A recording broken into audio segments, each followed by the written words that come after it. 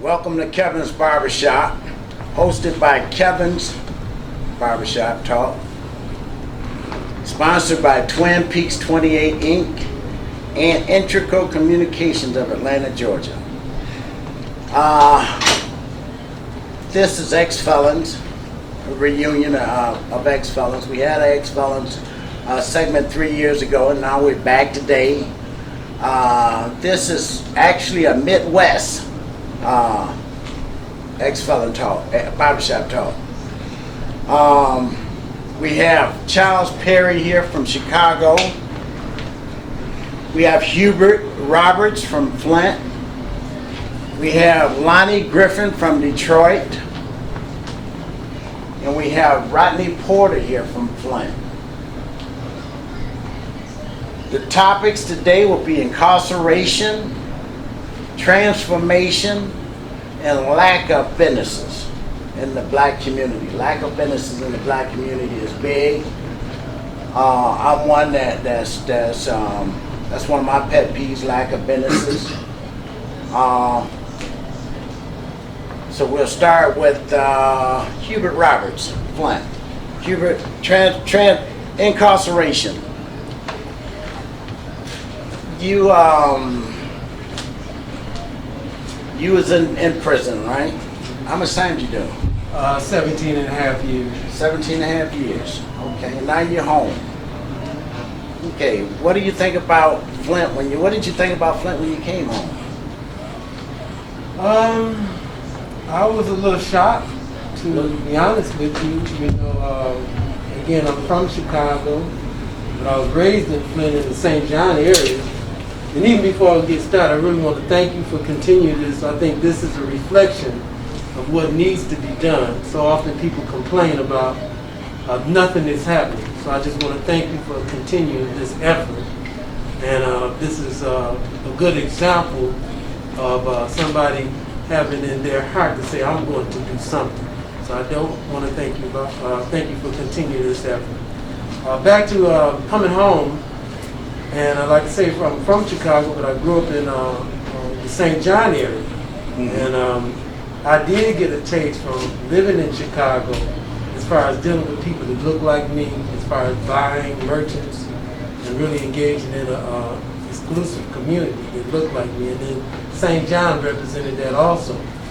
So when I came home from being on the plantations, I was devastated by what had happened with our community being gutted. Mm-hmm. And more so than anything is what the drugs had done to our community, as far as generationally, has broken the spirit, has really, really fractured the mindset of the community as a whole and us working and building together. It seemed like our people had bought into this me, or this materialistic type of pursuit, and are really not engaging in self-preservation or building a legacy or resources. So I was and continue to be disheartened as far as our community and how it looks. Okay, that's incarceration and transformation. Mm-hmm. Okay, I understand that. I don't think it was only drugs, and I don't think drugs per se did a lot of the damage. It did damage, but General Motors moving out of Flint did a lot of damage. Lack of everything, man. People that did not have a drug problem, they just they didn't have the money. Well, one thing I will agree with you to a little degree as far as the intentional gutting of the General Motors system, because at one time there were 35 plants in Flint, more than any other state. Mm-hmm. And again, on one Friday, Flint, Michigan used to have a payroll of $2 billion. So I understand that, and all that was done intentionally as far as the system that was set up, because once they start outsourcing, it's cheaper to pay somebody 50 cents an hour in Mexico and Canada and other places, as opposed to $30 an hour. And again, when you think about even before the destruction of our General Motors and that plantation system, we as a community was working and really doing something. We were more together picking cotton than we are today. So when you say about General Motors leaving, still, we were together before General Motors. Mhm. Before General Motors left, we as a community and as a collective, even with all the hatred and vitriol in America, we was building something out of nothing. Mhm. Okay. Okay. All right. What's up? Yeah, all right. AKA homicide. What's happening? All right. All right. All right. Now that great Twan. Yes, sir. All right. Yes, sir. All right. Okay.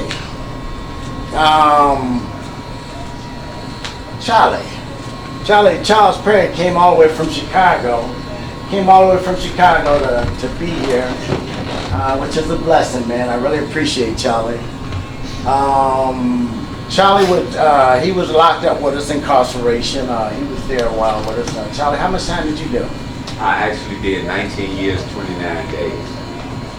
Okay, 19 years, 29 days. You had a 30-year sentence. Me and you got sentenced together almost, wasn't it? Now I had, the judge, he didn't give me that extra 62 months. He gave me 300. So, he gave me 25, yeah. Okay. How was your transformation when you went back to Chicago? What did Chicago look like? Well, Chicago had really changed because, well, let me say this. Part of Chicago had changed. You know, they had put flooded money into downtown Chicago, and then they had removed all of the projects, the high-rise projects. So that sent those folks who used to live in those areas farther south. Okay. All right, so, you know, because the projects was basically near downtown. And so they had, in my opinion, they had a plan to take that area back, which they've done. And people who had moved out to the suburbs had started moving back to the city. And so that part was understood that had changed in a positive way. But when you went to the far south side and the far west side, that had changed also, because like Flint, the west side of Chicago used to have factories. Everybody on the west side worked in factories, right? They had General Motors plants? No, manufacturing products, services. So so there was lots of jobs over there, but those jobs was moved, as it was stated earlier, they were sent to other countries, outsourced. And so that meant you had a whole community that was devastated with the lack of employment. And then heroin was a big thing in Chicago, and people were using that as well. But I like something that was said earlier about black folks have always been able to come together in the past, you know, from sharecropping, picking cotton, even to the civil rights movement. But strategically it was planned for black folks to be separated, and that's one of the things that gangs and drugs did. It separated people. People got into their own little pockets in the city of Chicago, and that meant people wasn't working together. Because I remember in Chicago as a kid, we used to have rent parties for somebody who lived in one of the apartment buildings who just couldn't make their rent, you know, because they wasn't working or something. And so that meant the whole community came together to come to somebody's apartment to have a party, and every dollar that was collected went to the family that needed to pay their rent, right? Mm-hmm. So nobody was kicked out, nobody was pushed out. But, you know, you fast forward 20, 30 years later, that whole thing has been separated, where we were once together and fighting for one another, to where we got in our own silos and just started fighting for me. I want to get me. I want to get me mine. And so that right there, coming home from prison, was devastating, because I remember before going to prison how people were working together. Even here in Flint, you know, because I lived here for 3.5 years. You know, when I came to Flint, every car, every house had a new car in it, and every house had grass, right? In the 80s. Yeah, it was, and I mean, it was manicured, immaculate. And so, you know, and I just rode through the city today. I got here a couple hours early, and I just went through the city, and it's devastating, right? And it's a lot of different factors, but the number one factor is the fact that we lost some of that foundation that we were brought up with. Okay. Yeah. Okay. Yeah, Chicago, I got relatives on the west side of Chicago, the McNeils. They I remember going to a house party. We did a lot of house partying and different things over there. I've been meaning to go back there to the Chicago area. I've been meaning to go back there. But Flint. The city of Flint, it devastated me too as well coming home, you know. Devastated me as well coming home. It was a lot of vacancy, a lot of vacancies, man, a lot of vacant houses. You know, the city, not everybody leaving. Flint at one time had over 200,000 people here. Now the city might have, I would say about 100,000, maybe 90-something thousand at that, you know. But it's a problem all over. It's a problem. It's a Midwest thing. It's a problem all over, not just here in the city.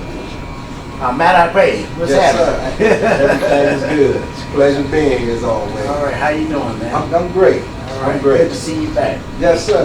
You call, I'm coming. I hear you. Now, Matt, we was talking about transformation. We was talking about transformation and incarceration. Transformation. And we kind of heard from you last time talking about transformation and your incarceration, the Twilight Zone and different things. Mm-hmm. So you want to expound on that a little bit? Yeah, it's I did 18.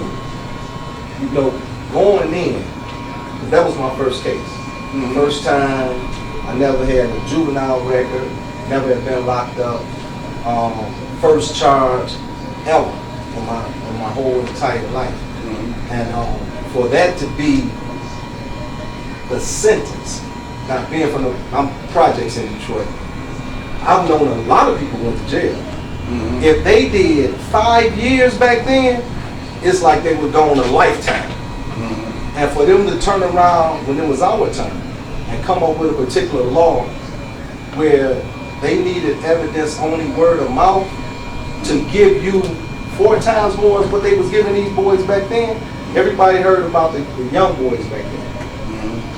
The max person in the young boys, with everything they was doing, the history, the drugs and all that, the top dude in the young boys, I'm not talking about they went for murder, went for drugs. They did 12 years under the old law, meaning they might get 4 years.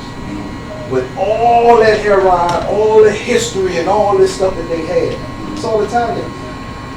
That was commonplace when it was our turn. I remember telling my girlfriend at the time, just had a baby.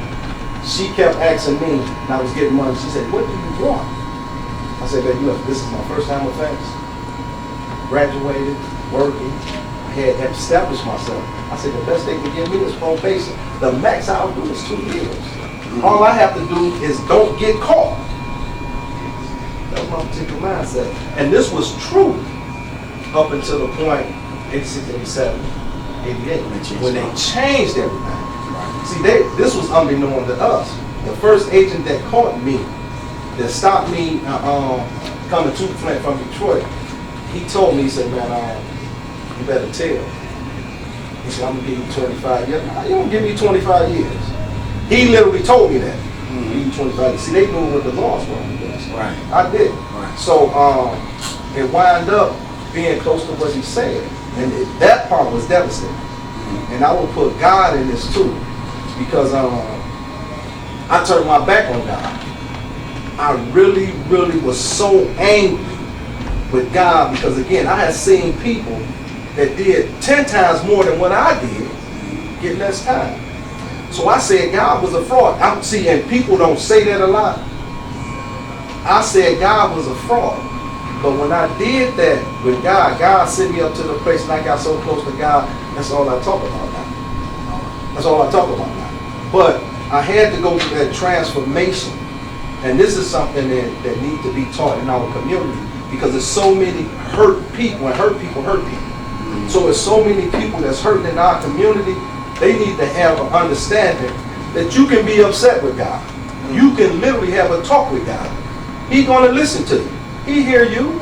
You don't have to be with most preachers. They back in the olden time, they told us you can't question God. Yes, you can.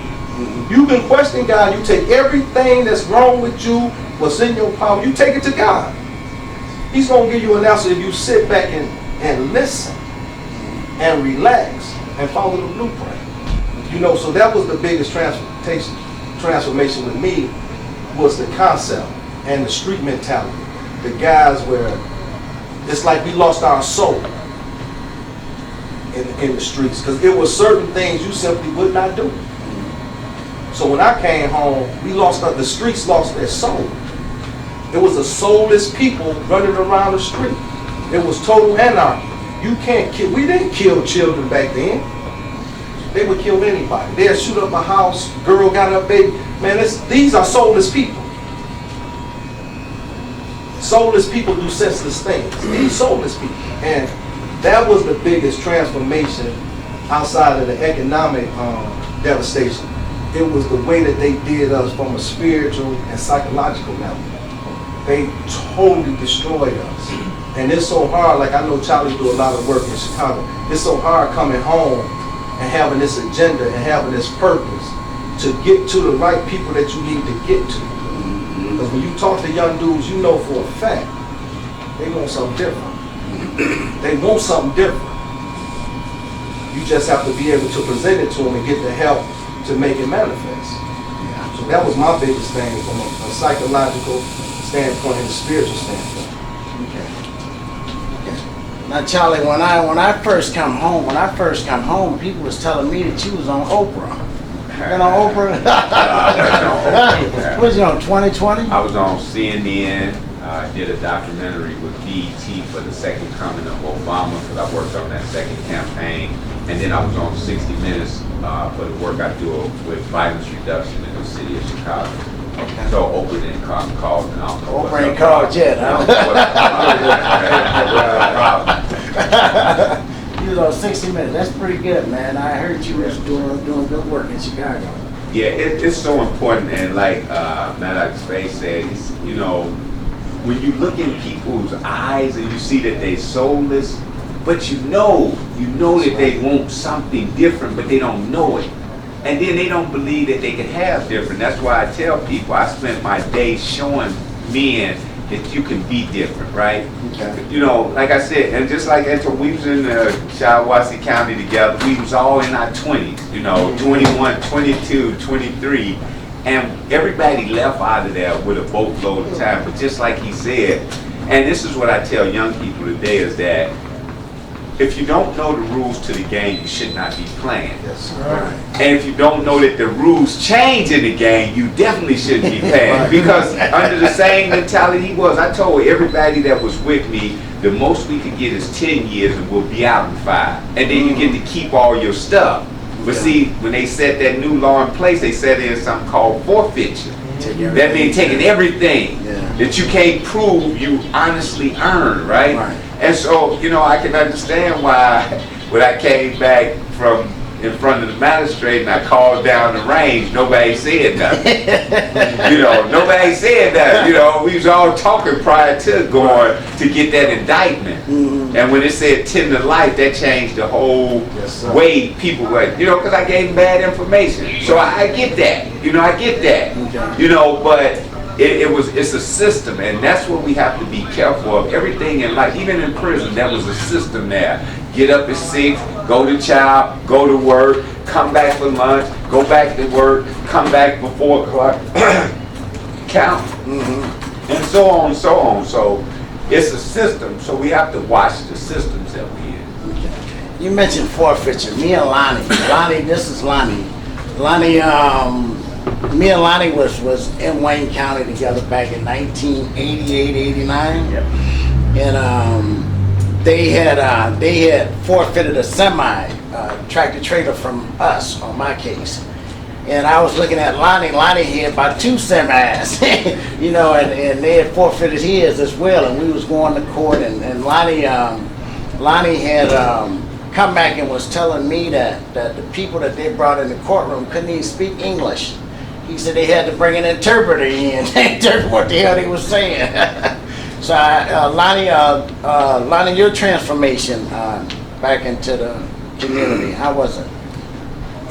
Mine was seamless. And I say that because, first of all, I did 26 and a half straight. But you had a life sentence, didn't you? Yeah. Yeah. And so to me, mine was seamless because I spent every day that I was in there trying to get out. Okay. You know, that's what my whole focus was. I learned, you know, how to read the law, how to study the law, and I kept up what was going on in the streets. Not from people in the streets, but from gathered information and data. Okay. So my sole goal was once I got out, I was able to integrate myself back into everything that was going on. You know, I was Okay. aware of the changes that was going on in the city, that they do in everybody's city. Right. You know, moving the white people in, pushing the blacks out. So I was aware of all that transformation, them selling properties, you know, selling off the state parks, you know. Mhm. So none of that was news to me when I come down. I was already aware of what had transpired in my city. Okay. You know, so it was seamless because I had all my goals and plans already set from the time they picked me up. You know, so Okay. Okay. I was not shocked to see my city the way it was. Okay. You knew it was. I followed the transition. I followed what they were doing. You know, behind closed doors. I just gathered information. My whole time in prison, I either worked in the library or I didn't work at all. So I was where all the information was, all the newspapers, all the magazines, all the computers. So Now, Lonnie, how did you get out? Obama let you out? no, I actually got out. Was Obama in office then? I can't remember now. Obama was in office. Obama just left out of office. Well, You- one of them ended up commuting my sentence. And they ended up commuting my sentence though because my sentence was illegal. Okay. That's the way I had pushed it out. Right. Not so much that, you know, I just waited around for something to happen. I actually was pushing for something to happen. And that was the easiest way for them to fix that. Okay. You know, recognize that the sentence was illegal and cut it loose. And that's Cut it what loose. they did. Yeah. Okay. Okay. Okay. Now, Because Lonnie, they had a, oh, I go back because in order to commute the sentence, they had a problem with my sentence because there was never no drug seizures. right. So there was no mechanism for them to say, hey, this amount of drugs, we're going to cut the sentence down to this. That was not in place. That's what they recognized. So they commuted my sentence without having to go through, you know, the quantities and, you know, and saying this is what you did and into this, you know. Right. Yeah. Right. They somewhat did that to everybody back in the 80s. I mean, even on my case, it was no drug seizure. No drug seizure. That was all part of playing war on drugs. The government playing war on drugs. They didn't need any seizures, man. They just put people in place. Well, and I'll correct you on that a little bit. The way the law was written, they did.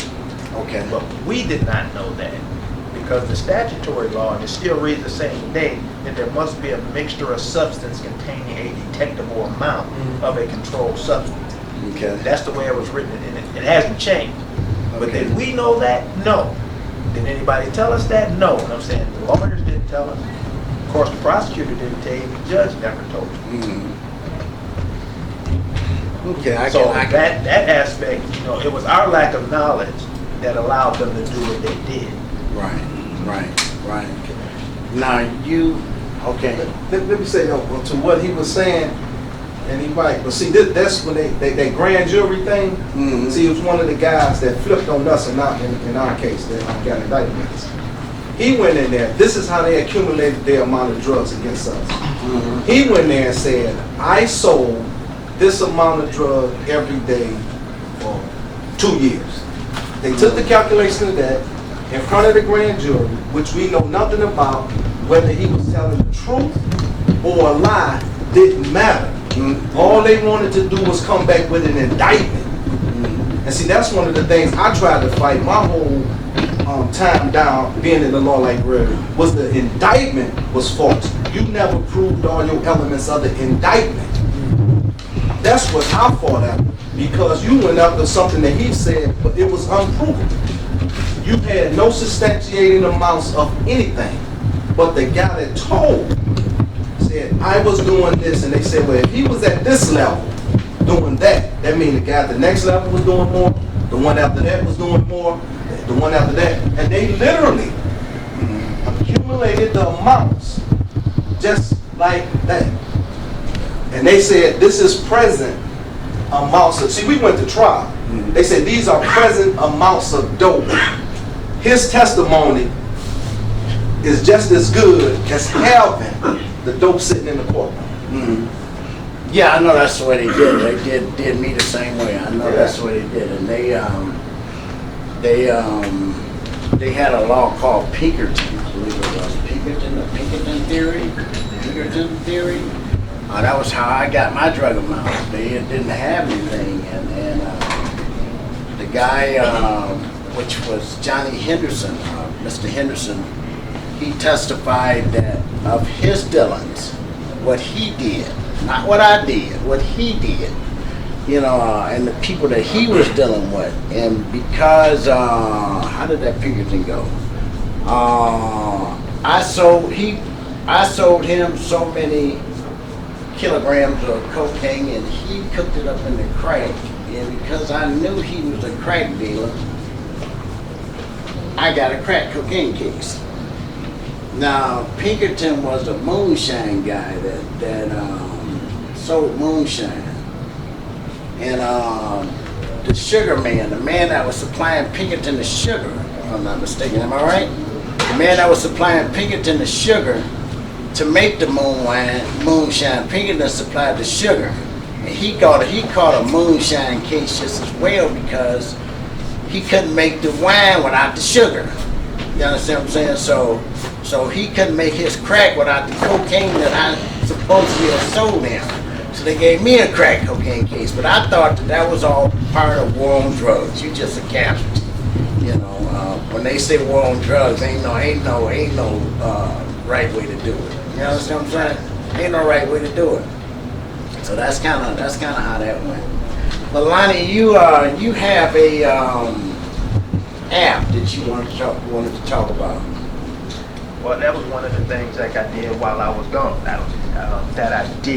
While I was gone. I studied everything that was going on. I kept up with the technologies that was going on, in society, how the cell phone changed, how the computers changed. I just consumed information while I was in prison. That's all I did, 7 days a week. I didn't care what was going on around me. So that was one of the parts that I was relate to my transformation as I was getting out, things that I wanted to put in place. So I learned about apps, I learned about code, I learned, that's what they do. So one of the things I did when I got out is I created an app for towing.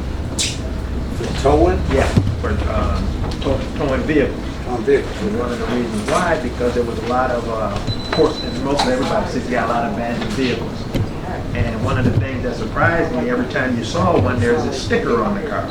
Okay. So I'm wondering why do they still using stickers to put on cars that need to be towed in this day and age? Okay. And sometimes they use a soap, piece of soap, they're right on the car. When I know y'all probably see it up here in Flint also. Okay, they don't put a boot on the car? No. Okay. There's always a sticker on the front or on the side of the window or somewhere in the car that they want towed.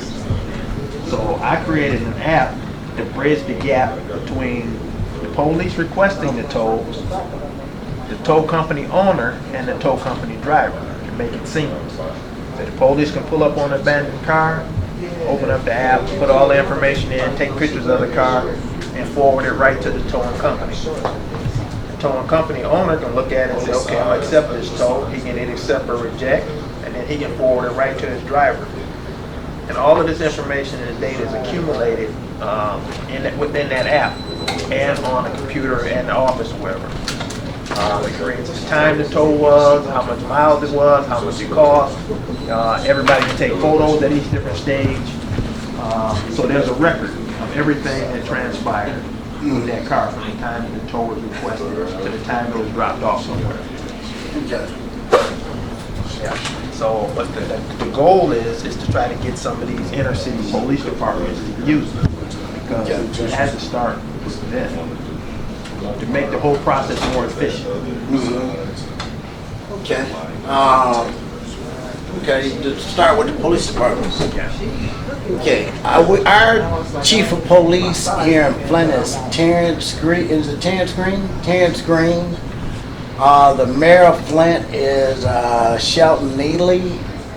Shelton Neely is a pretty decent guy, you know. Terrence Green. I don't know Terrence Green, but we gotta see about getting that after Terrence Green and Shelton Neely. Rodney Porter here. Porter knows the mayor. He knows the mayor. I believe you did security for me. Did security for me. Yeah. Okay. I know you did security. Porter, we doing transformation and incarceration. And how much time did you do, Porter? I know you're ex-felon as well. Everybody in here is ex-felons, by the way, but how much time did you do? 25 years, a few months. 25 years and a few months? Yeah. How's your transformation back into the city of Flint? I mean, it was, I was excited, but I was also, you know, a little nervous because, like Brother Monty, you know, I kind of kept up with, you know, how the city was moving and in the direction. But once I actually got here, you know, it was crazy because I didn't expect to see what I see. I left. I was 17 years old. When I came back, I was 43. So for me, it was a shock. Cause like when I left, you know, rap wasn't out. For instance, what was that place they had down here on Saginaw, Auto World?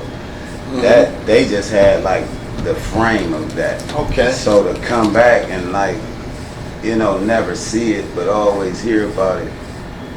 And I remember my mom had rented car. It was a little fancy car, but I kept thinking like at every stop sign somebody was gonna try to jack us for this car. So it was a community shock. But for me, I knew that my vision wasn't here in Flint because I don't know, maybe unlike a lot of people, I sit back and I study people. Because I was 17, so I didn't have nobody, you know, to pretty much guide me the way I went. It was all hands-on until I became a Atlantic, and it was certain brothers that put me on the path, not, you know, educationally, spiritually, which I was already spiritually inclined because I'm a PK, which most people don't know because of the way that I acted out here. But it was a big shock for me because like, you gotta understand, I grew up with my mom and my daddy. So I don't have that broken home thing. So up until the time I went to prison, maybe when I was from 16, you know, on down, my parents took care of me. I thought I was grown. You know, we see how that worked out. But at the end of the day, I always had my parents to fall back on. Me and my brother and sister, we was considered spoiled. So when I come home, I already knowing like I only had 18 months left. Now I got hit 10 times. But the excuse was you have a 75% chance of reoffending before you even get off parole. So I'm one of them kind of people where I'll show you, like, you know, y'all don't know me. You know, like you thinking that point system doesn't always reflect who the person that you're dealing with. You know, because by the time I came home, it wasn't nothing I could do but change details in the joint, because they had took all the schooling out, all the extracurricular activities that a person had, like you could weld, small engines. They had a whole bunch of stuff, you know, you could do. Yeah. But they took it out, so for me, it was just different because I had a different mindset going in.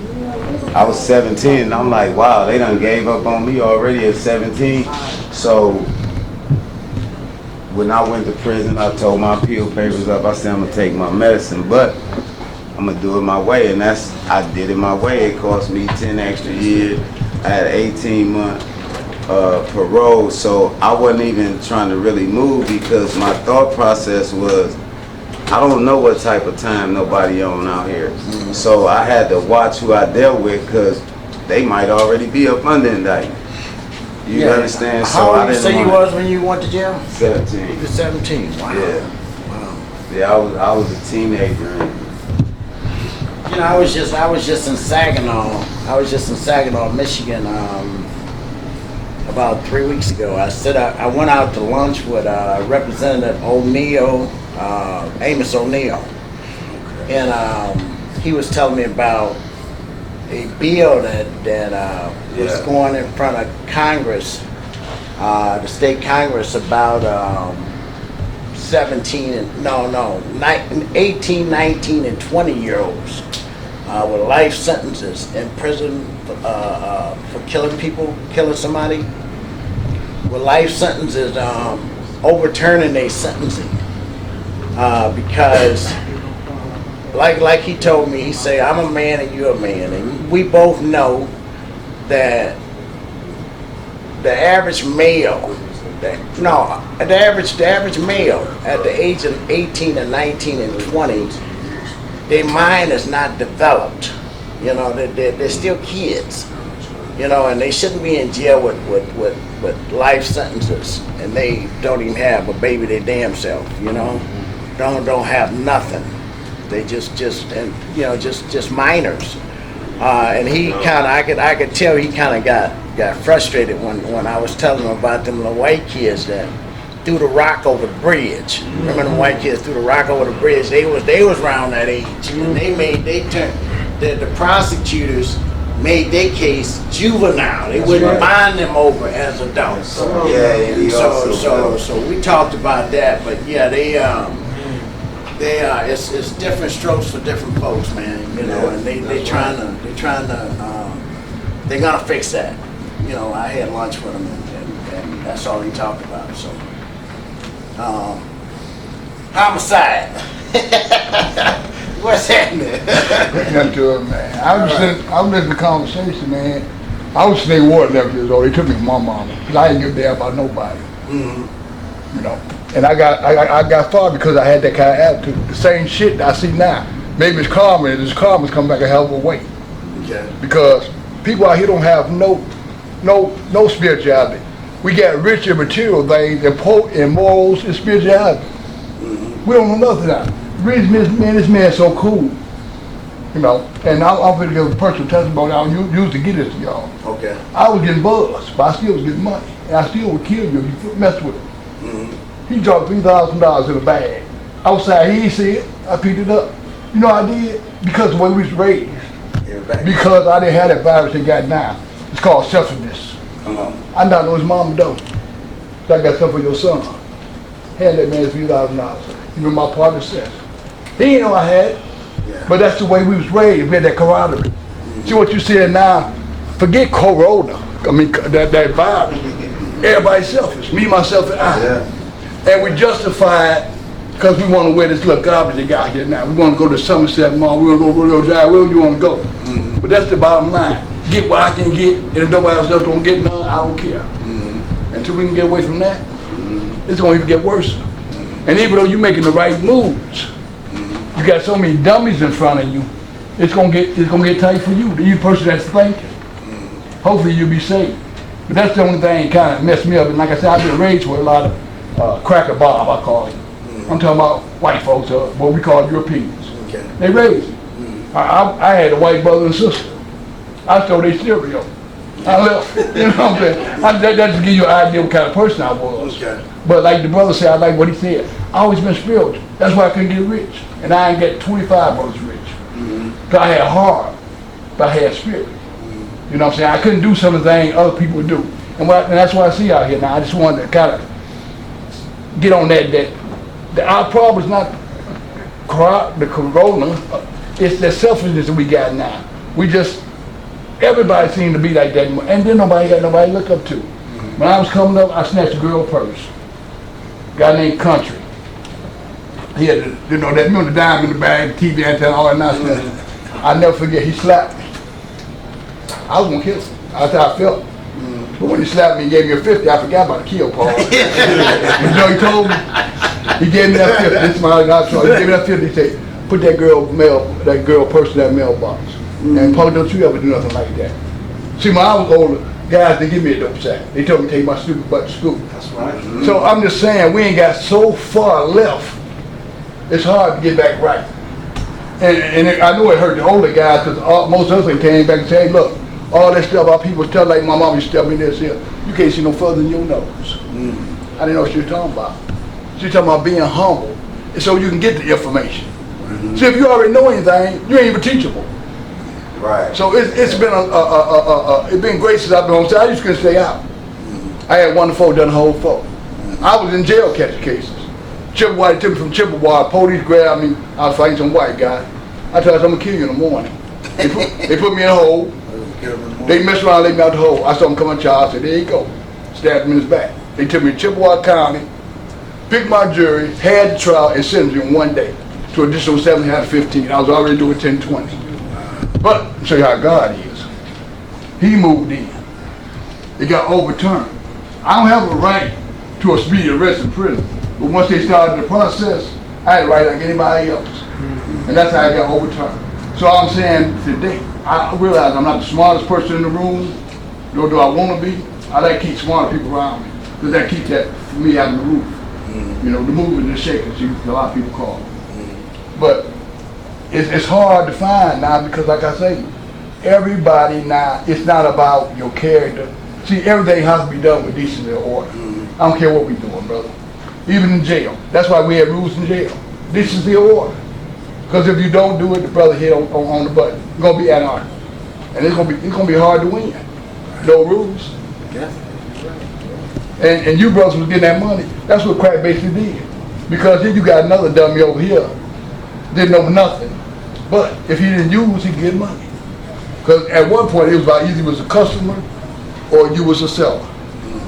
So for the brothers who could sell, they ain't have to know that, hey, you don't rob a guy who got a name or he got a reputation. He didn't know that. He didn't know nothing. All he know, the girls like him because he got a lot of stuff. And that's how we are now. All we want is a lot of stuff.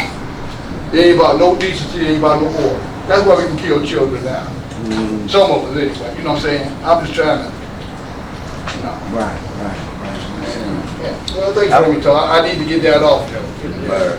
I just want to touch a little bit on the transformation, because I think we gotta also recognize that it's a transition, because it's like the same transition. We go from mom and them raising us to the elementary school, from the elementary to the junior high, which I think they call middle school now, and then you got high school, and all of them is transition that I recognize.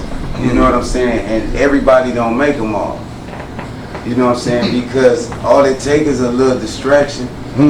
All it takes is a girl, a woman, a joint, or whatever, doing any of those transitions to throw you off. And for me, it was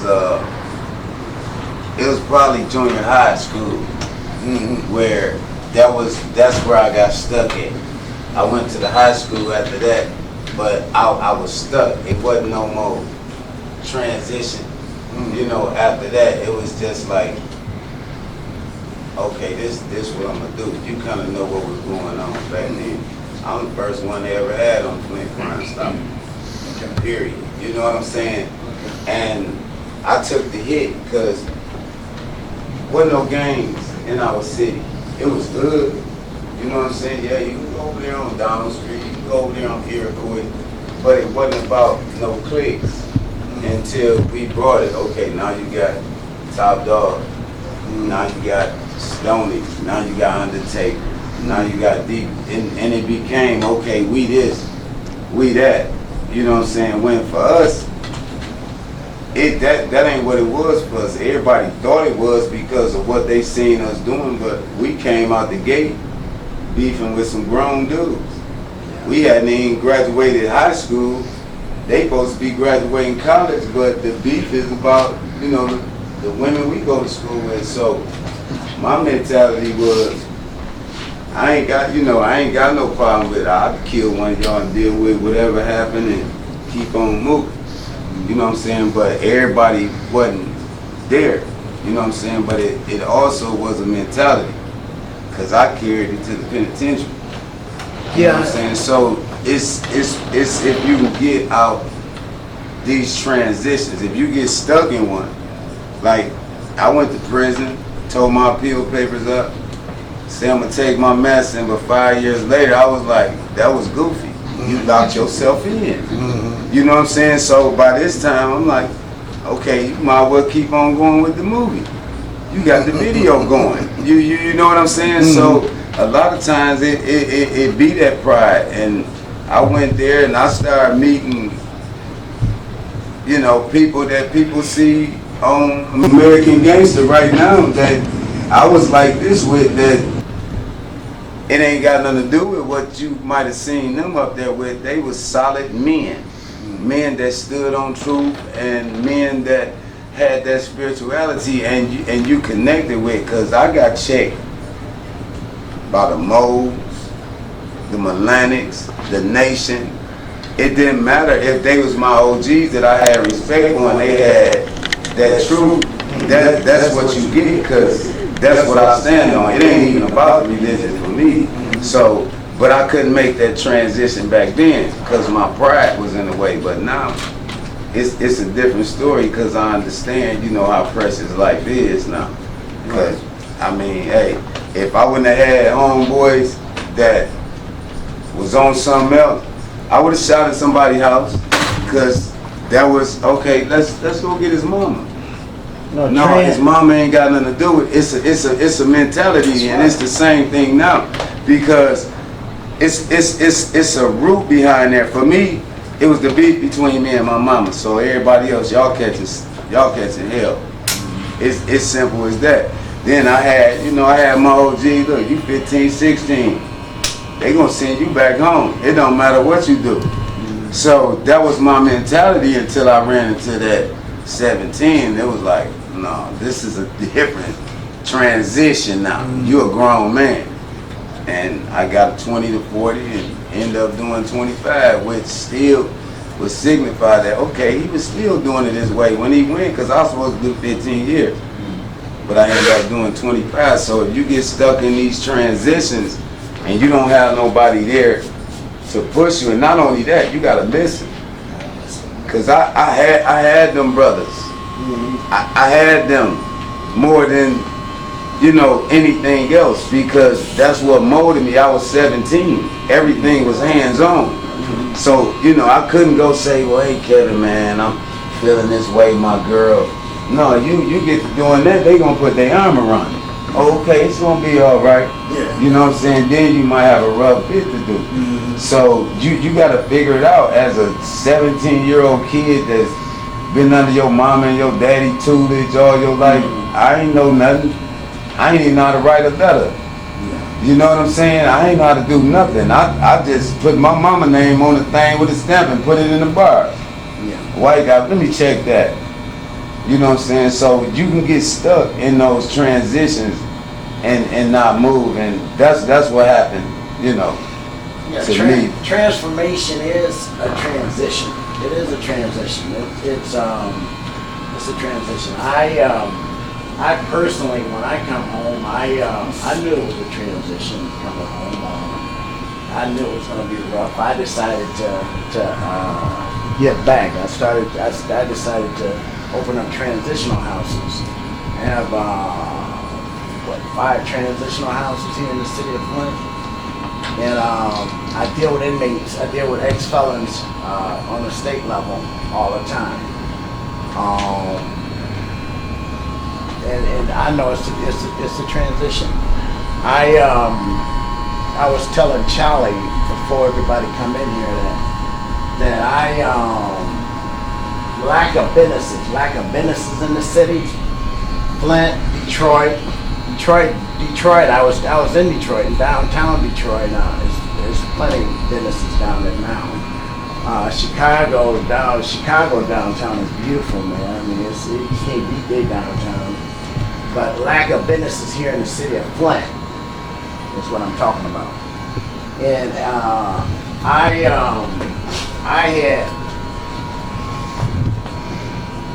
I was in the process of, I talked to Papa John's. There's no Papa John's here in the city of Flint. And it's one thing, I had bought a building and I contacted Papa John's and I was attempting to open up a Papa John's. I was attempting. I couldn't get no funding.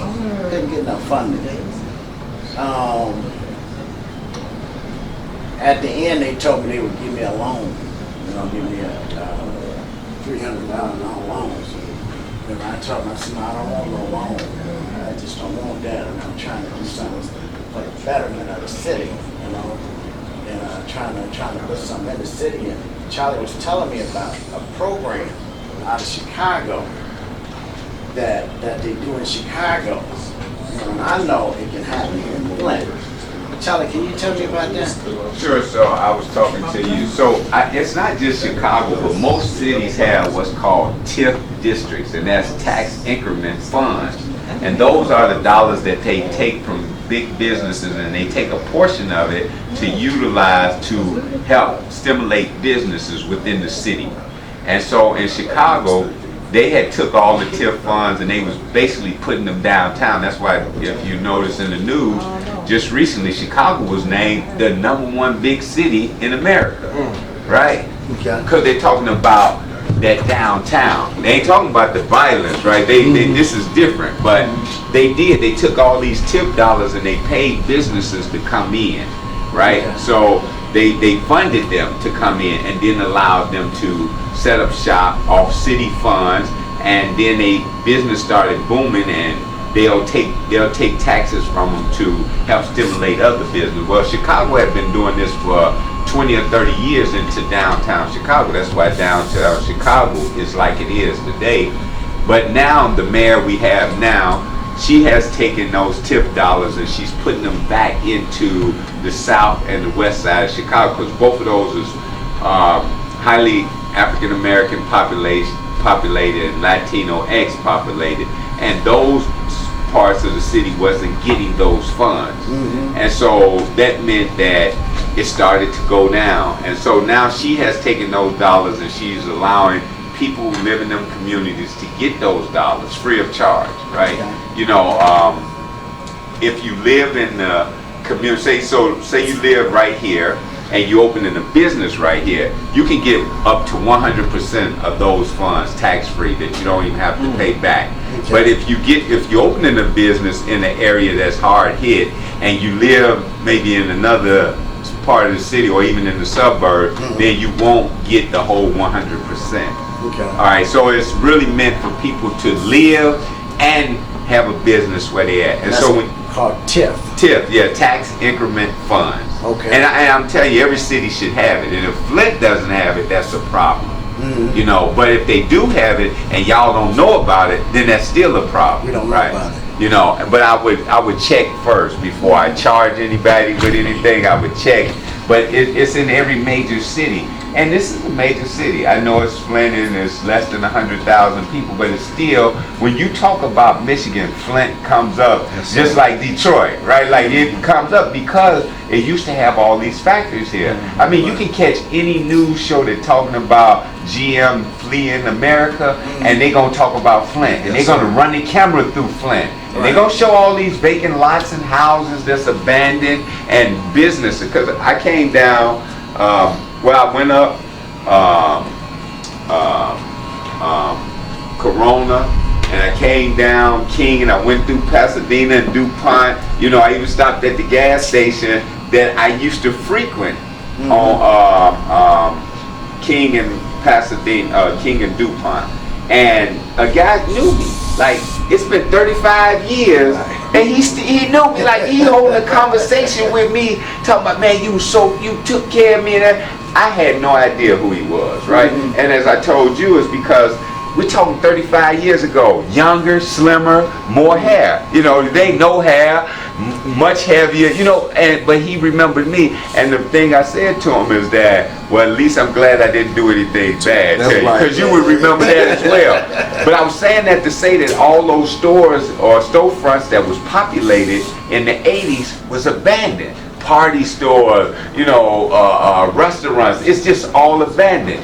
And you have to ask yourself, how can you come downtown and they got all these lights on these restaurants and things, right? Because they taking the money and filling up downtown, right? So if we don't demand that some of those dollars come back into the community to help revitalize the community, because I asked you, you know, I went past the old high schools and I'm saying, they don't look open, right? Like the sign was, but you know, if we remember correctly, there was not a basketball game or a football game that could go on between Northern and Northwestern, Northwestern and Central, that the whole town wasn't at, right? Like the town would literally be shut down because everybody was at the game. And so even to see all the schools closed, and even in Chicago, they closed 50 schools at one time, that devastates the community.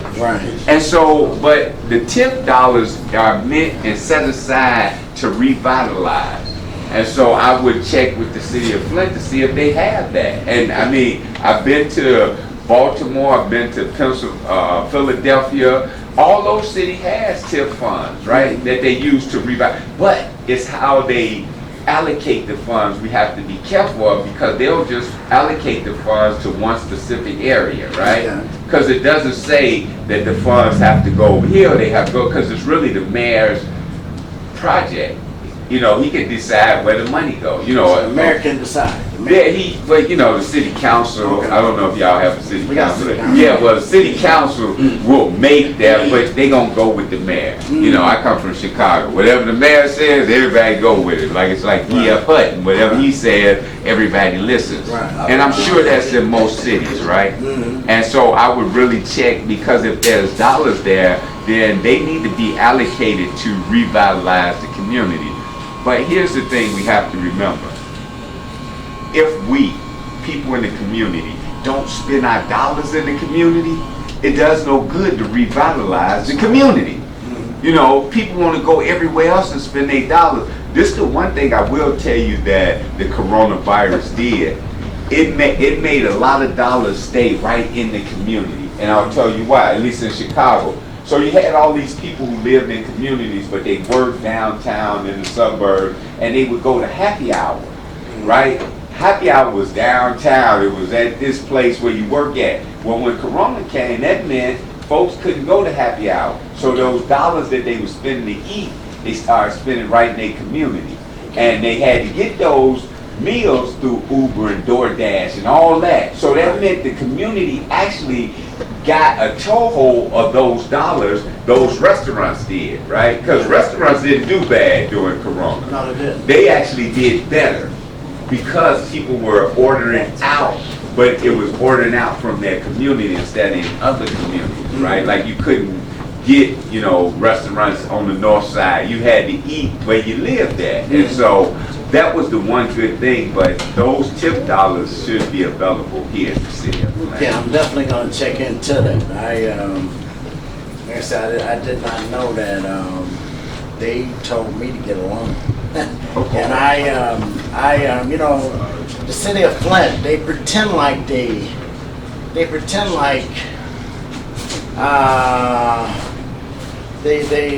north side of Flint, you know, right now the Mott Foundation is, they put out paperwork, they put out notices that they are revitalization of the north side of Flint.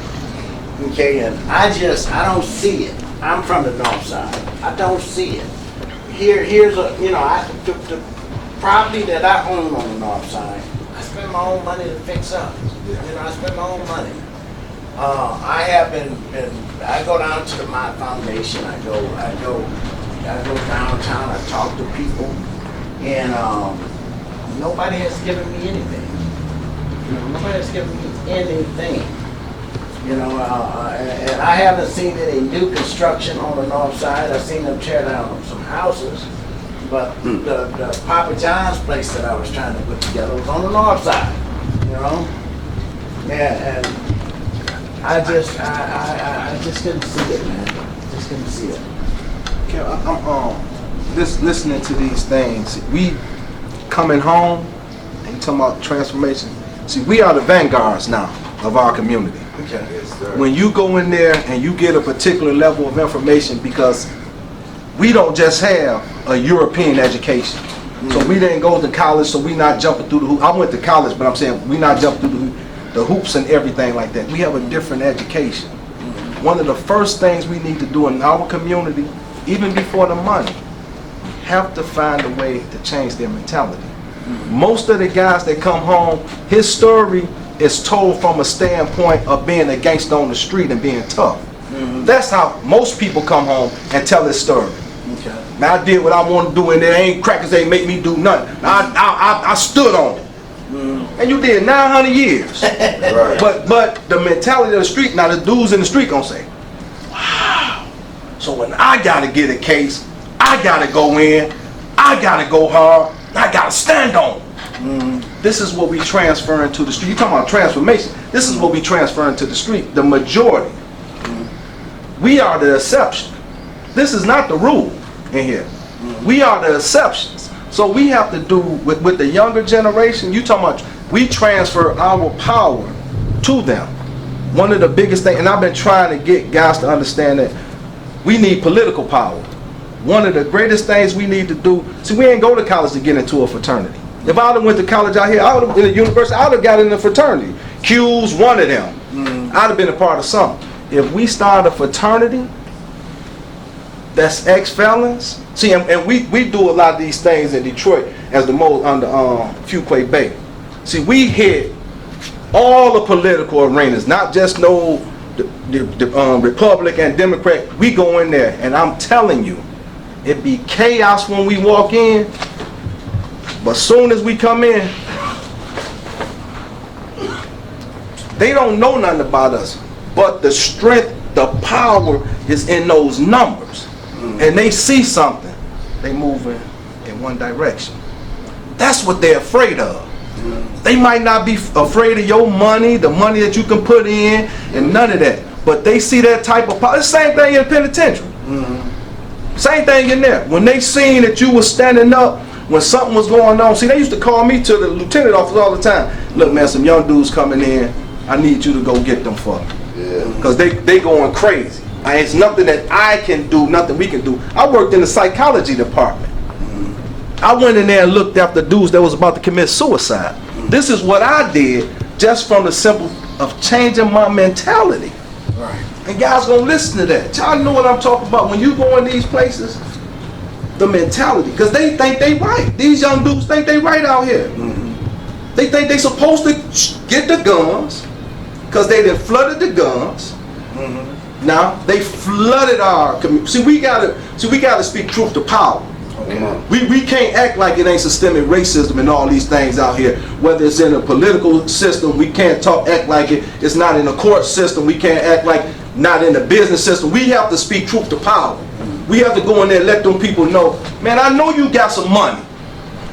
Man, open the door. You don't give me no loan. Man, get my money. What are you talking about? All these people left Flint. I stay here. I should be grandfathered in anything that come in here. Man, give me the money. What are you talking about? Y'all getting rich. Dude built the stadium down there. Nobody in my community, they ain't helped with $1. But they family straight. They creating generational wealth. We just want some money. The mentality is still the same in our community. If the mentality, I don't care what, you can get a Father John on every corner in Flint. If them mentalities don't change, every time you go in there, you're gonna have to fix the window in that one. That's them my people. You gonna have to call around. I need you to go fix that window. Then the other window, I need you to fix that window. And then you gonna get on the news be saying, all I want to do is just bring some economic power to the community. But you ain't changed their mentality. These dudes don't know that. They don't know you can come up there and stand on these people and go in there. These people work for you. We not teaching our children that. These political and public servants work for you. They work for you. You just have to know how to, like you said, you got to know how to work the system. It's on the books. But if we don't teach that and we don't change the mentality, we got to start into the schools. I wrote a book, No Elementary to Penitentiary. We got to get in there. We got to change the way that our children being taught. They got the same information being given to them, the same education. The same education. They're not talking about financing our schools. They do it in them crackers. See, we got to tell them that. Yeah. Your curriculum talking about money in your school, not in our school. You teaching our children about having a damn bank account. You got money for them to go open up business in your community. We got to look at the disparity. Yeah. It's definitely a disparity. It's definitely a disparity. We got to go well. We got to pull our resources and our power. We not scared. We done been there. We have to go at them people. We have to let them know. Enough is enough. We tired of this. Yeah. We tired of it. Man, open them doors up. Well, the city of Flint especially, really lack businesses, especially black businesses. Yeah. I opened up a store. I got a party store, and a lot of people come in and praise me being a black-owned store. Since the last barbershop talk that we had here in 2019, I believe it was. I also became a bail bondsman.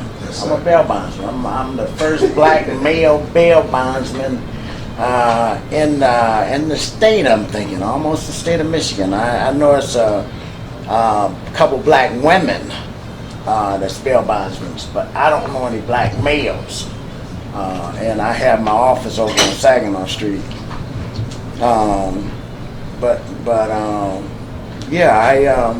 It's lack of businesses, man, and I do what I do to inform people that watches Barbershop Talk to inform them, to enlighten them on different things, like the TIF, and like Lonnie's app. We'll be giving this to the mayor and giving it to the police department. Just enlightening people and bring awareness to what's going on. Okay, one more thing. Hold on. One more thing, and I will shut up. see how you say you talk about your party store. You've been up and running. I'm gonna say it's a success. What they need to do, if it's not a Asian or so-called black-owned party store in every neighborhood, that's what we're supposed to fight for. Black-owned. Yeah. Why?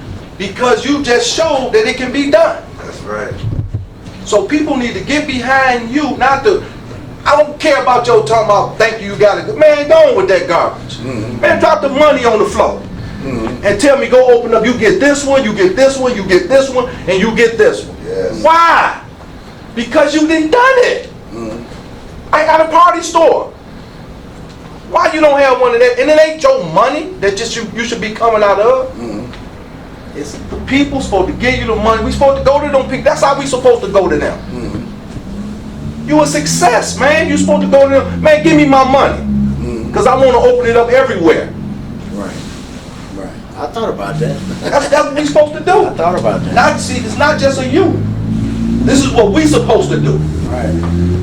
You supposed to have a team behind you. So when you walk in there, this is how we get things done. We get semis of trucks of food in now. I saw that. Why? Because we don't walk in the door as an individual. I saw that. We got a team. Yeah. Don't give us everything we gonna get rid of. We gonna feed our community. That's what we supposed to do.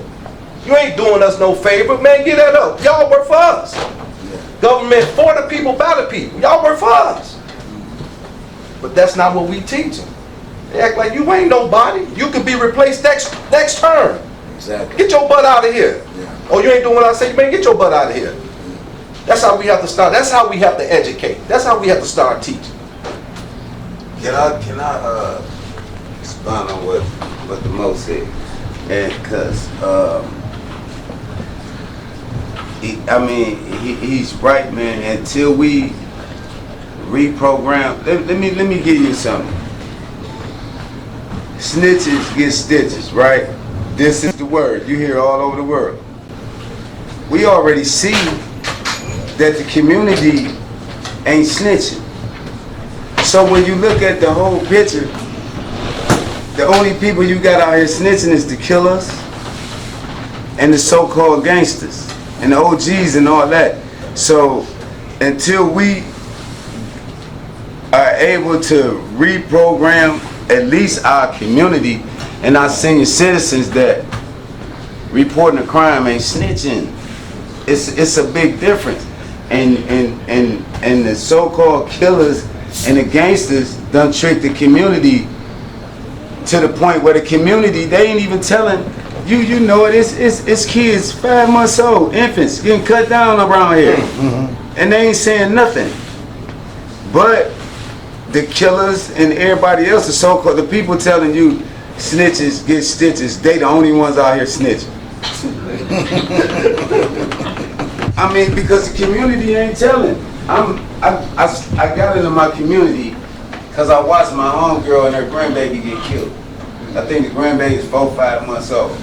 Ain't nobody saying nothing. Knowing that was your baby, your infant, you gonna want some kind of closure. That ain't got nothing to do with snitching. That's unless right. You was with them.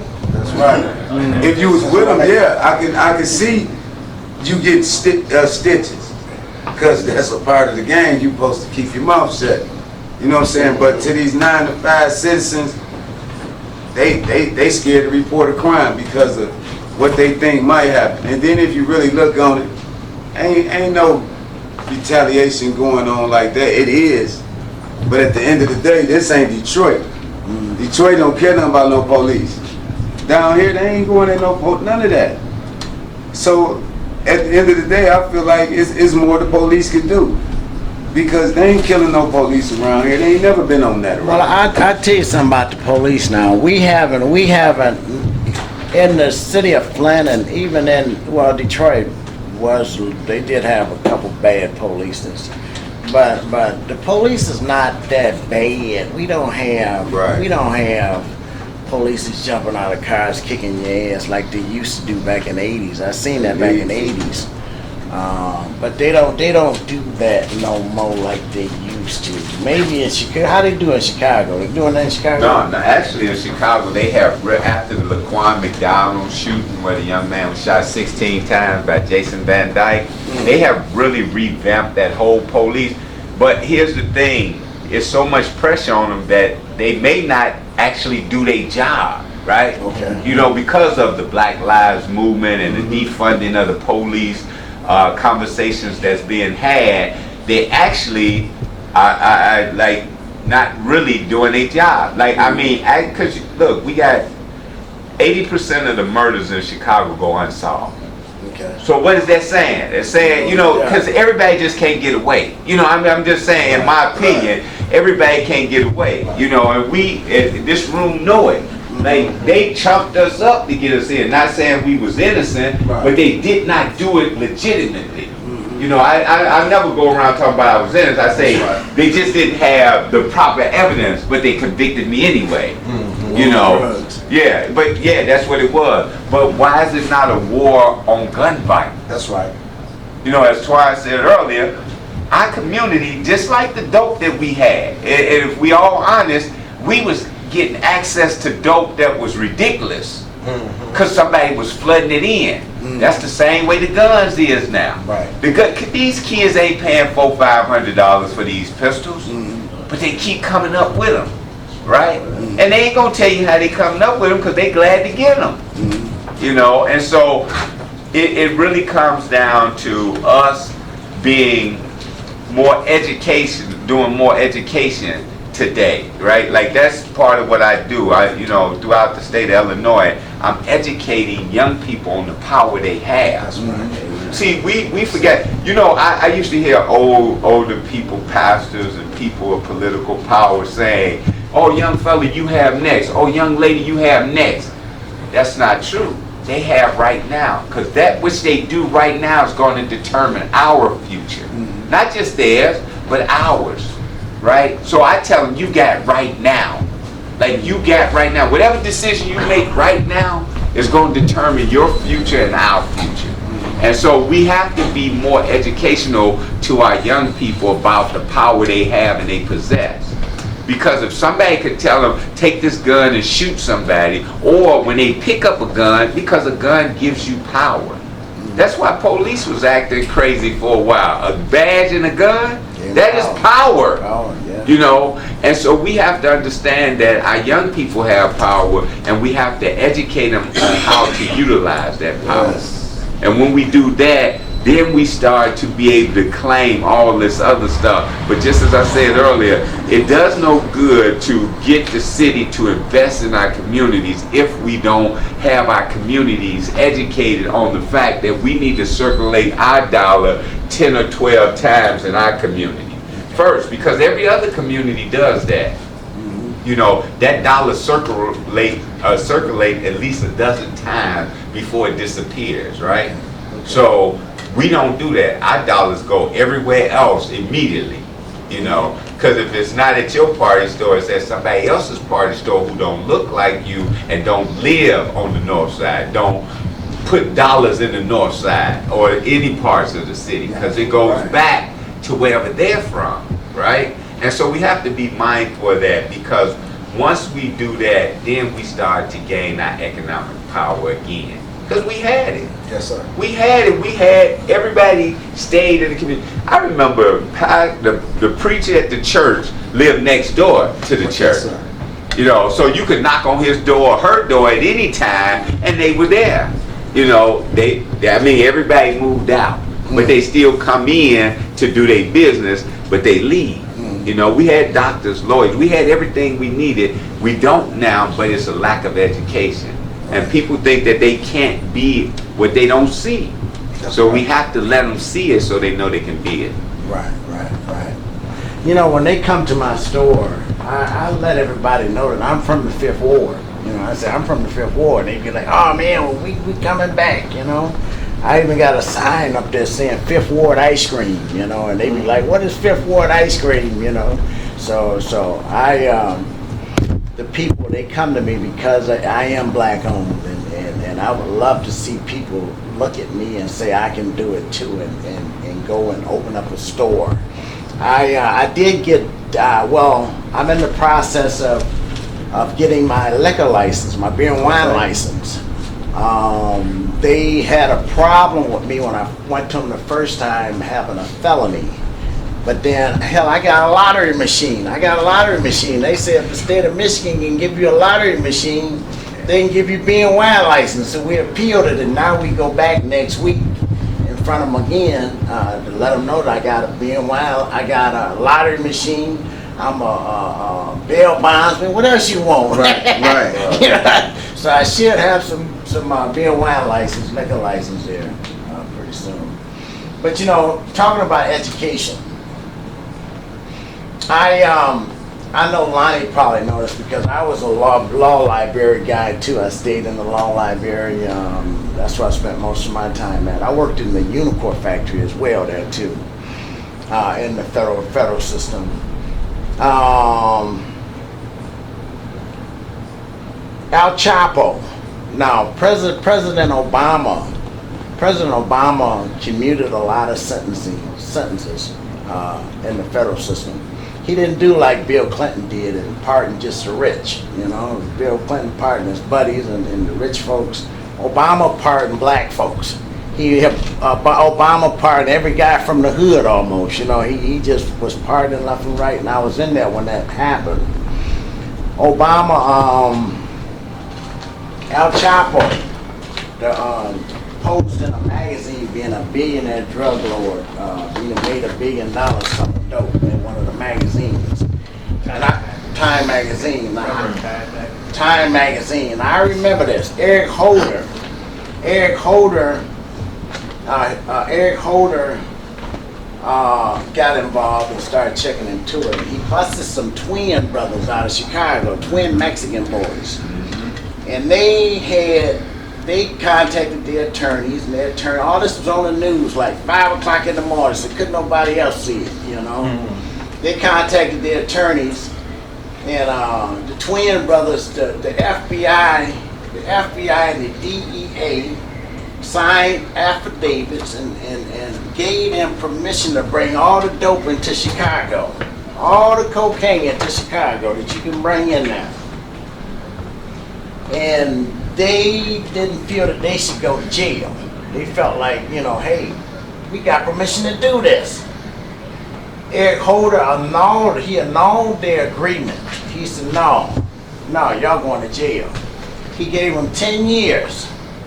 Now everybody else is in prison, all the blacks, like 99% black men in prison for cocaine.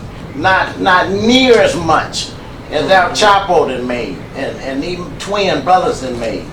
And so Obama sent a memo out to in prison saying, if you got over 10 years, send your computation to me. I'm gonna pardon all y'all. He pardoned something like, about 2,000, about 2 or 3,000 people, you know.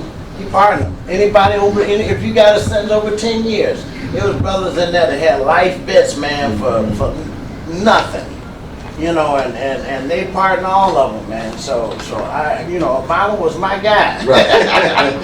I was one of them. I didn't get pardoned by Obama, but I was one of them that really watched that transform, you know. And okay. That one they had was you know, one of the things I heard about someone speaking power to the truth. The truth of the matter is we just got to change what we doing business. Because one of the things I get mad at is the die I see my people with now. You know, I stay with my woman, I ain't gonna get too much into it, but she got some older children, they hustling. But the way they romance the street life, you know, I don't give a fuck what BMF was doing, excuse my language. But everybody went to TV, BMF coming on. Oh, remember Big 50? These names, they copy this. But remember, these young guys don't care about OGs. But they call in it. They dying. If it ain't about some American gangster, it's about somebody on stage having a battle, talking about how bad they can talk about women. I don't like the rap because I don't like motherfucking bragging about what he got. That's all that's about. We gotta change the way we do things. If we don't have decent order, and I'm gonna tell you something, young people already know we can bull crap. Me and this brother been doing ministry work. We had a brother staying Pontiac. I had a birthday party. I had to cancel that. I gotta go see this young dude. You know why? Because if I don't go see him, he knows on some BS. We can't just support him one day. I gotta support him every day he calls. So that's what I'm seeing. I'm saying that we gotta get angry, but it gotta be a good anger. A motivating anger. We gotta say enough is enough. I don't think black people playing enough. I go to the hospital, it's called wellness plan. So you know I got that old state hospital insurance. It'd be 9 guys in there with the same appointment, 11. Come on, man. Come on. If I got Bloomfield, ain't gonna be about that because my little brother got sinus cancer. He worked at Sherman 27 years at the clothing store. I was messing with them Jews. I be with the Jew. They tell me, I say, man, my brother was dangerous at 11:30. They say, go sit down. I tell him he'll walk right up there. And they say, hey, they talk to him. And have him back there the next 5 minutes. Because they saw him as a man.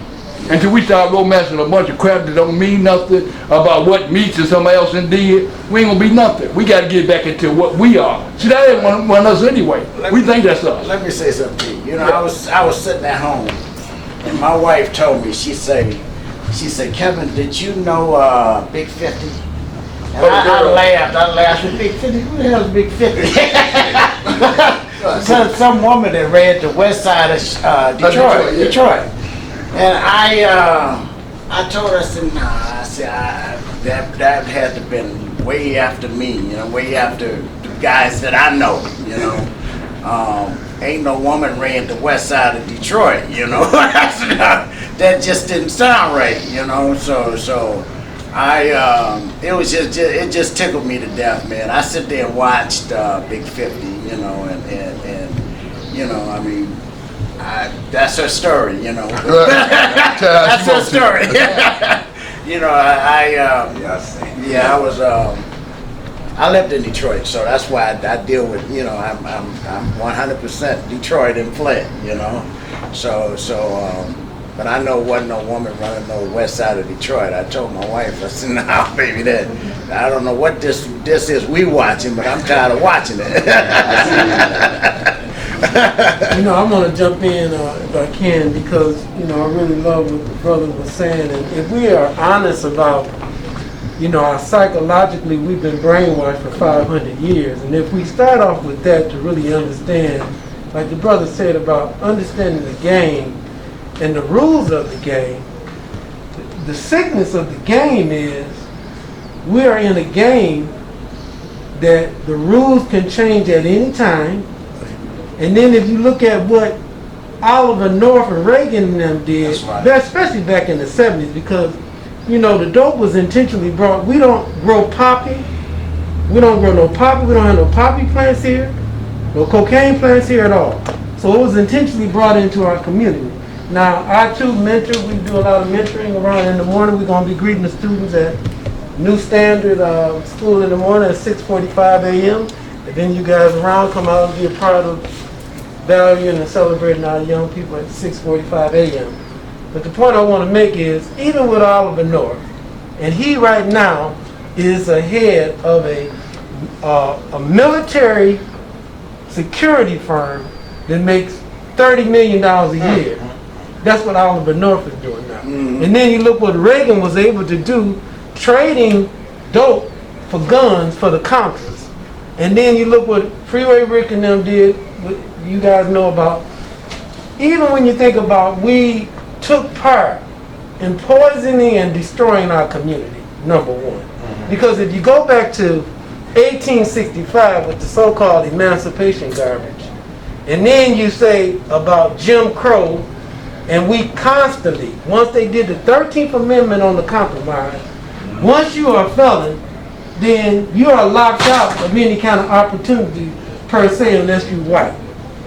And so when we get here to 1965 with the so-called voting rights, this has been the whole game to begin with the expressway, destroying the communities around the country with Eisenhower and the expressway, because we want to make sure them tanks can roll in and out to make sure they can continue to control black and brown people, which was the inception of the police force, was to control black and brown people and kill them and keep them in this place. So where we are today, when you was talking about the young people out of their mind and insane, we're dealing with 3 generations where nobody has had any kind of direction, any kind of understanding about how to be a human being, because either our men are either locked up, in jail, or insane.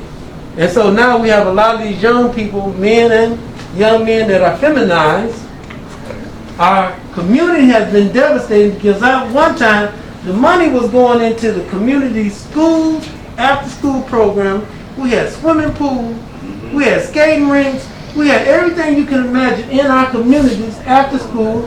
We had wood shop, metal shop, the list can go on and on. If you couldn't read, if you couldn't write, if you couldn't do math, we had tutoring.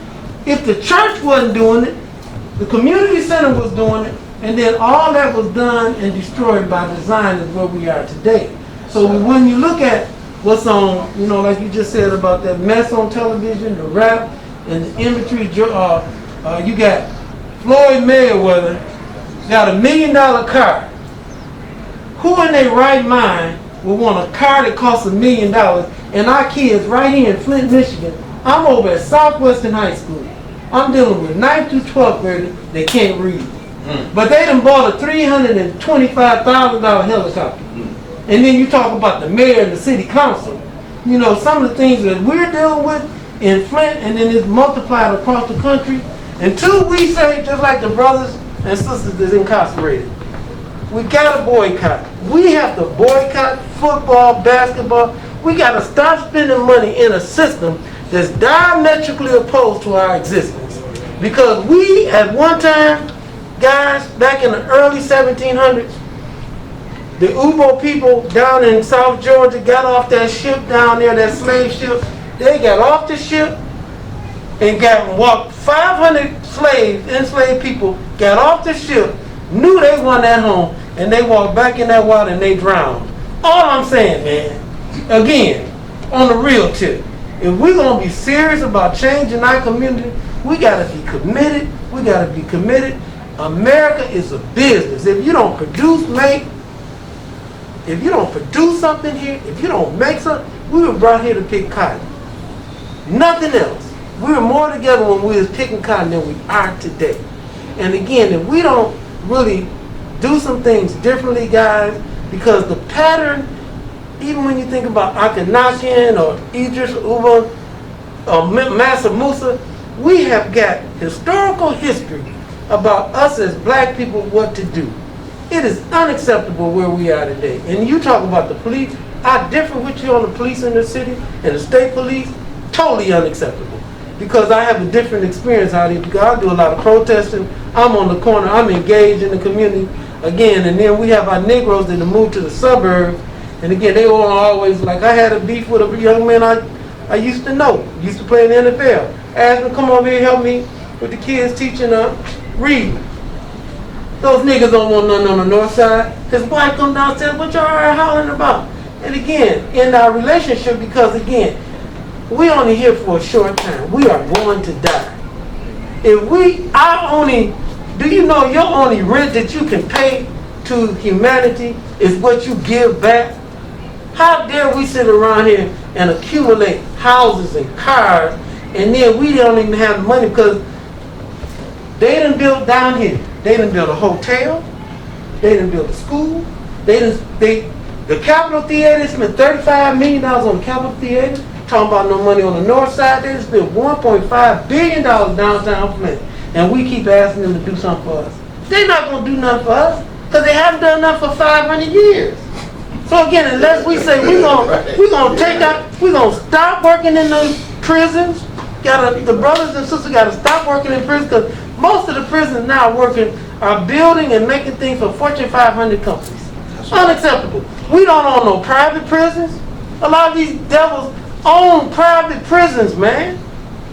And then when you think about what your 401k, if you look at your 401k, you guys that have them, man, if you really look at some of the things that your money is involved in, Correction Corporation of America, your money, just like Michael Jordan, all them Michael Jordan say, well, somebody else does my investment. But again, that money trickles down into investing in all these different areas where you can maximize your dollar. So you look at your portfolio, you come to find out there's 4 leading investment firms on the stock exchange that are invested in private prisons. And right now, most black and brown people, we don't own one. We don't even own a cannabis. We don't even own a cannabis dispensary here in Flint, Michigan, let alone what they got in Detroit. So again, guys, we spend more $1.7 billion a year at black people. We can do some things, guys. We're just unwilling to do it because we've been psychologically destroyed mentally. To love white people. We don't love ourselves. We don't love ourselves. We hate ourselves. As the brother just said so elegantly. Again, snitches get stitches. But again, if we got crime and drama, we are supposed to make sure we take care of one another because that's what we have always did. When that slave master let every slave revolt, over 441 attempted slave revolts, each one of them was stopped because somebody looked like me and you and Clarence Thomas told. Yeah, but let me tell you something. Up under Karen Weaver, the mayor Karen Weaver, I went to this building here, 2046 Corona Road. I went downtown to the zoning department and I talked to, I believe it was a guy named Andy. And I told him that I had a building at 2046 Corona Road and I wanted to make it a dispensary, dispensary to sell, medical marijuana out of here. And he told me, he said, well, Mr. Wilson, he said, you're too close to a church. Then he said, it looks like you have neighbors behind you, so you cannot, I cannot zone that building for you to have a med shop, a dispensary. And so I told him, I said, well, the church right here on the corner is vacant. I mean, it's an empty church.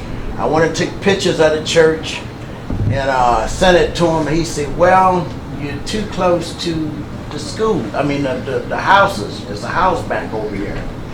So I said, okay, well, forget it, you know.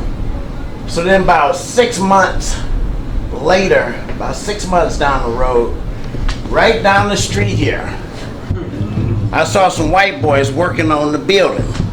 So I'm like, what's going on? What y'all making down here? He said, oh, it's gonna be a dispensary. And I said, wait a minute. So I go back to Andy, under Karen Weaver, the mayor. I go back to Andy and I say, Andy, I said, how can they make a dispensary down the street from me? And they building got houses right behind it, and the church is closer than them. Ain't no church. The church over here was closed down. It's another church right up the street here, right by what's the name of that dispensary down the street here? This bound by Church's Chicken. Yes. So you know what Andy told me? Andy said they was grandfathered in. You know, and he told me, he said, Mr. Wilson, slow down. They was grandfathered in. And I'm like, grandfathered in? Man, you must think I don't know what grandfathered in means, you know? How can you be grandfathered in to something that didn't even exist? You know, and so he said, well, the city council is going to be voting pretty soon, and you can come back, you know, just keep on trying, man, just keep on trying. Man, they did not want black folks with dispensaries, because this place here could have very well been a dispensary before down the street there on Corona Road was a dispensary. I was 6 months prior to them even thinking about that building down the street. And they wouldn't allow me to, you know, he smacked me. Right. You know, and then it wouldn't have went that far if I hadn't knew what grandfathered in mean. Right, you know, me working in the law library in the prison system, I know what you mean when you say something grandfathered in. That's what he told me. And I think that's where we get confused. I think so many. He's not working there no more either. I went back down there. He's not working there no more. Black Americans get confused because we have bought into this illusion of inclusion, because no law in this country was ever designed for black people. Not one law. That's right. And so even when you think about what they're able to do and how they do it, they don't respect us. The only thing this country respects is money. That's the only thing this country respects. So again, if we can get the NFL players to stop playing football, the NBA players to stop playing basketball, how can we be doing ball when they cutting off our balls? But you can't look at me as a brother and we can't work together because I'm on another side or I'm at another level. But all of us are suffering because we all going to die one day. See, this piggyback on what he's saying. See, it's a thing of when we band together. See, that's why they killed Nat Turner. Yeah, so they killed Nat Turner because Nat Turner changed the mindset of the people and made them say, "Hold on, you got all this down here. You got me looking for God in the sky. Come on, and you working everything out. So you got to get rid of him." This is why they killed Malcolm and Martin with that 60 action. They said, "Hold on, now if we get these people." Yeah. To wake them back up with the Black Panthers backing them, come on, with a force, we got a problem. Martin Luther King, see, they don't teach us the real history. Like in school, they not teaching about COINTELPRO. See, they don't tell you that. They only tell you about Martin with the I Have a Dream. They don't tell you about this man was about to go after them with economic security. They don't tell you that they was about to go after them about Vietnam, saying this stuff was wrong. See, they don't tell the real history on it. This is where we have to come in. This is where we have to come in. He talking about the police. So every time Flint had a march up here, they make a phone call to Detroit. And I don't know if you see the feds. They make a call. We come up here. We in the march. We've been putting water up in Flint on Detroit Street since when the war started. We was one of the first ones that started coming up here with war. So what I'm saying is, in Detroit, the dude was raping girls over there. They called us.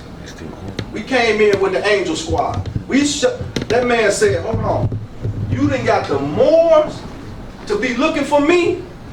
The man came out the closet. He turned himself into the police. No, we can't have them on. See, and this, we work with the police down there. Yeah.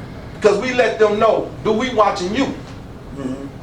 We watching you, we policing you. You can't do what you want to do no more on our watch in our community. So we gotta let the people on the street know as well as the police know. Again, you work for us. Now you stop traffic so we can move these trucks in here. And these are the things we have to do and change the mentality. Nobody is going to stop doing anything because their mentality is the same. They look at us as minorities, and that's how we think as minorities. If we put our thinking cap on, like you talking about that dispensary, yeah, they grandfathered in, but you are too. If you by yourself, yes, we can shut you out. Kevin, we had a team. I'm talking about team. I'm talking about like-minded people. If you don't want to you don't want to be about this, go stand in the crowd, go on to the side. If you was with a team, we is a part of a coalition, and these things, when we go in there and we talking about economic security, talking about economic power, these are things we doing in Detroit. They had a standoff in Detroit. They called the GS to come in and get the dude out. They was looking for a dude in Kentucky. He came to Detroit. They called the Temple. Look, my son coming in here. We need him to turn himself in. You got to make sure he don't get killed by the police. He called the sergeant. Hey man, I'm finna walk this guy in. This is the power that we possess. We just don't use it. This is the power we possess. We have to go down there. We sit in city council meetings.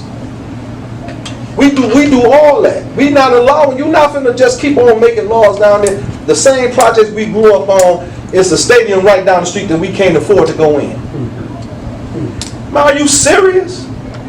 So you make all the property go down so y'all can buy it on pennies of a dollars and build it up and then talk about, look at Detroit, we all doing great. But the mindset of the people is that we aren't doing great because Detroit coming back.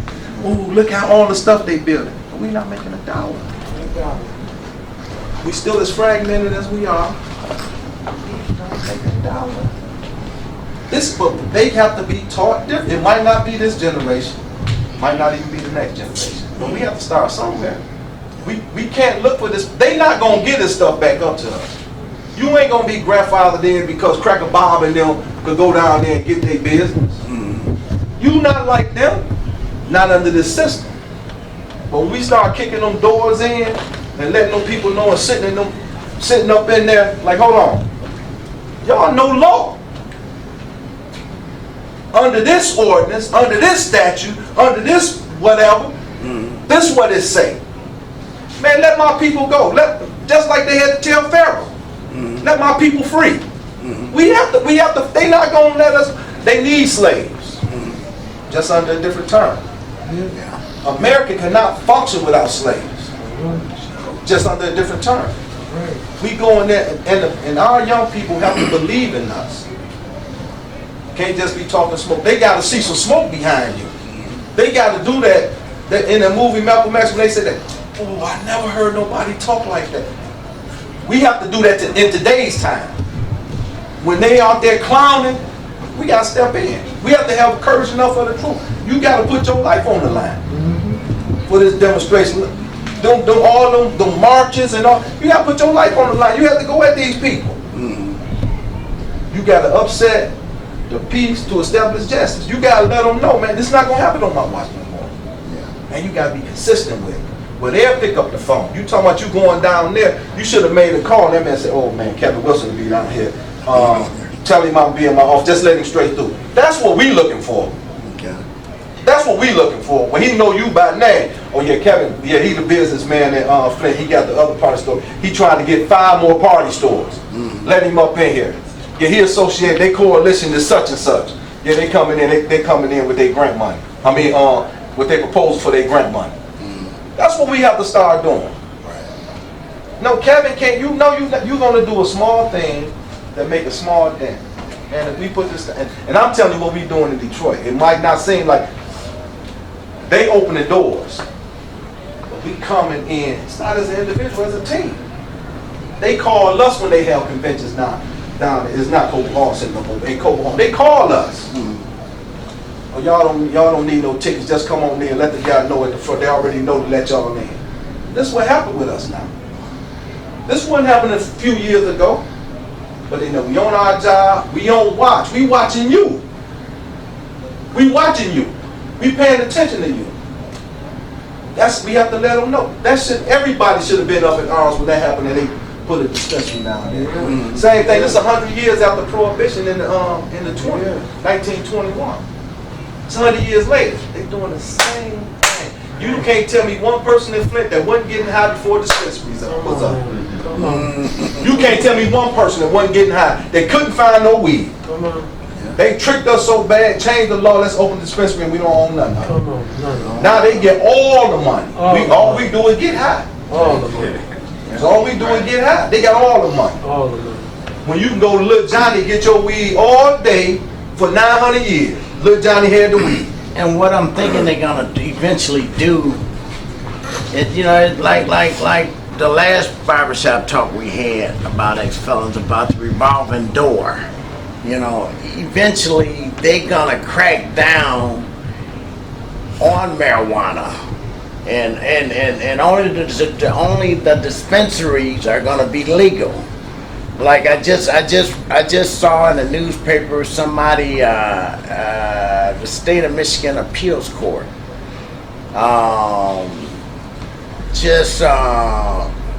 they just sent a guy to jail for operating a dispensary illegally, and sentenced him to like 6 years, for an illegal dispensary. So I look for that revolving door. I look for them to start locking back up the young black kids around here that's selling the marijuana, I look for them to do that again. Just same way they did us when we was kids, I look for that to happen. So. Hey, but but that actually happened. And I was kind of ahead of the game when I come home. That was my this place here. I was going to make it a dispensary. But now I'm at the point to where I don't think I'll be that damn lucky with marijuana with a dispensary. I think they would come and get me. The feds would come and get me. So I don't think I'll be that lucky. Okay, so, hey y'all. Well, good thing you made this into the barbershop. For sure. Where we can get Yes, sir. We can work on the issues. Right. Much better Not be plan. an issue. That's right. Not be an issue, right. Definitely don't want to be an issue. It's a place where you can talk about different issues.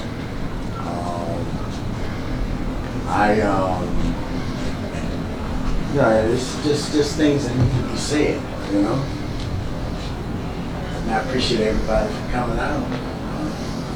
This is Kevin's Barbershop Talk.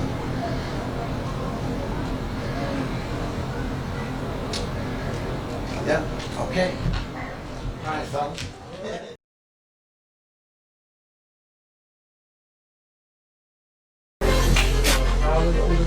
Yeah.